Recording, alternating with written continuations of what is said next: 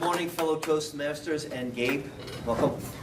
So, I believe in the law of attraction.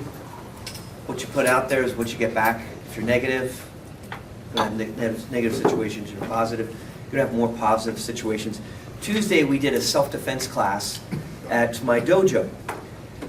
And before, I did two parts to it. One was at 5 o'clock for the youth class, and one was at 6 o'clock.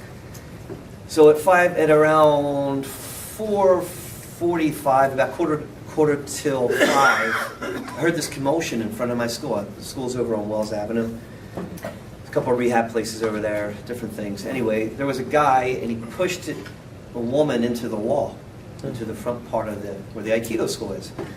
So I saw it, and probably, I don't know, but just looking at them, it looks like they probably do illegal drugs. So I walked out and I saw what was going on, and I walked out and put the sandwich board out there.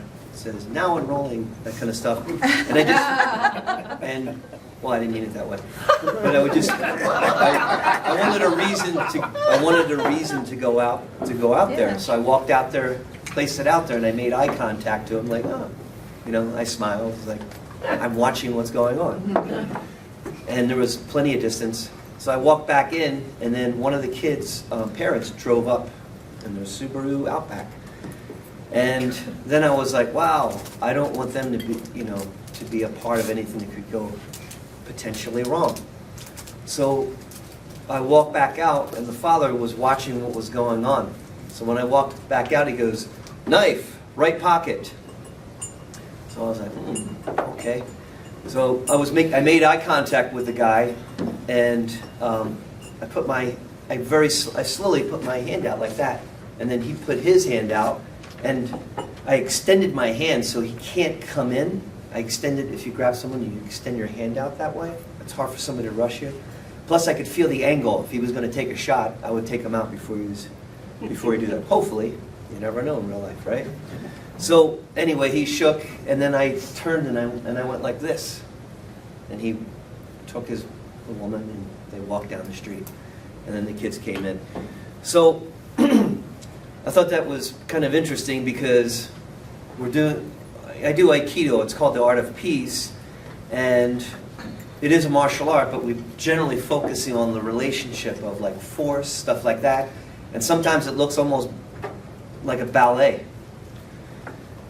But there's applications to like really quick and direct stuff. So today I'd like to go over 3 sets of threes of things that we do to identify conflict.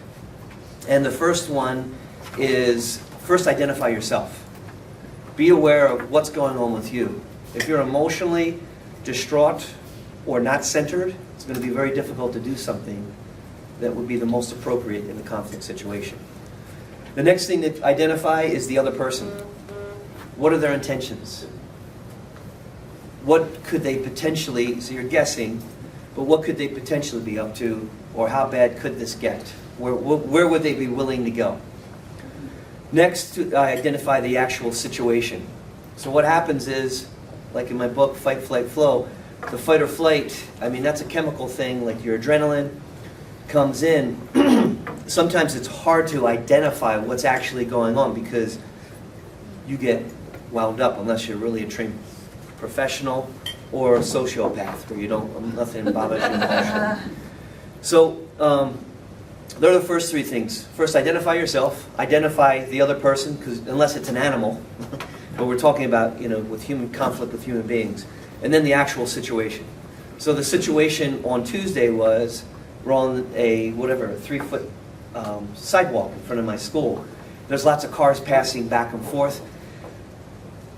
I could have went out there like a superhero kind of thing and said, hey, stop that, and then who knows what's going to happen. Maybe he drew a knife on me, or maybe he killed me, or maybe I broke the guy's arm, or whatever.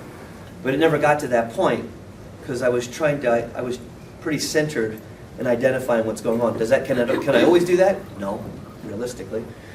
The next thing out of the three is to understand patterns of conflict.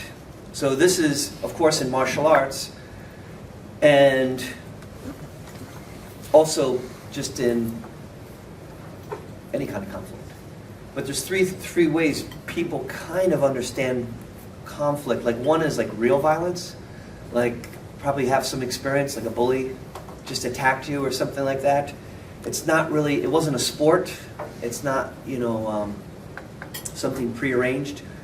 It's just pretty violent stuff. They have superior force, or they just malice, or they don't really care about you, and they're going to apply violence in some form. The next is sport. If you look at any kind of sport, there's usually two sides. Whether it's team sports or individual, you're both trying to win. So that's another pattern in conflict. Does that kind of make sense, everybody? So, and then the next is the resolution of conflict. Going in, which is a totally different pattern. And that's what Aikido is based on. The roles that you play, you're always a defender. It's never a sporting match like boxing, MMA, or something like that, where, okay, bing, and then we're going to fight. It's always, you're the defender, I'm the attacker, I'm going to attack you a certain way, or freestyle, you're going to neutralize my aggression. So those three patterns are good to understand, because what happens is if you never train in that, you won't be able to, it's difficult when stuff happens fast to be able to identify the difference. Because it's different when there's real violence, where you just got to survive, or a sport, which a lot of people fall into. Hey, you're a butthead. Oh yeah? How dare you insult me? Let's go. That's kind of based on the sporting aspect of things. There's nothing wrong with sports, but it's just good to understand how those patterns of conflict will relate to how people deal with conflict outside.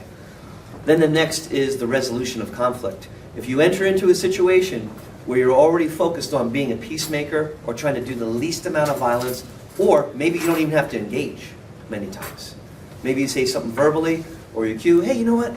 I appreciate you guys have a relationship like that where you engage physically in front of my business. That's totally your option. I am going to call the police if I see one more act of violence, though. Are we clear? And then I go in and lock the door so they can't come in. That would be another thing. So the last of the three is understanding the beginning, the middle, and the end. The two most important are the beginning and the end. Be very clear about it. If you're going to engage, watch how things are starting. You've got to be clear. Because a lot of times people enter into situations they really don't have to. The middle, and then the ending is, be clear about what you're willing to do. Some people sometimes engage in a conflict, and things can get escalated. I don't want to go into another story, but I've known people, one guy was a martial artist, got killed in New Jersey, this is a long time ago.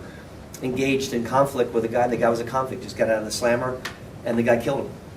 He didn't see it coming. They had exchanging comments. The guy, when the bathroom came out, the guy killed him, shot him. So the middle, so that's the ending. Be clear, unless you really want to be able to resolve it, because it could get escalated and go into places you don't want it to go. And realize the middle of stuff, it never goes the way you generally think it's going to go. It can go into crazy town really fast. So those three sets of threes are good to understand, and that's what I teach in my basic self-defense classes. It's nothing like the movies or some kind of fancy technique. It's more about getting this straight,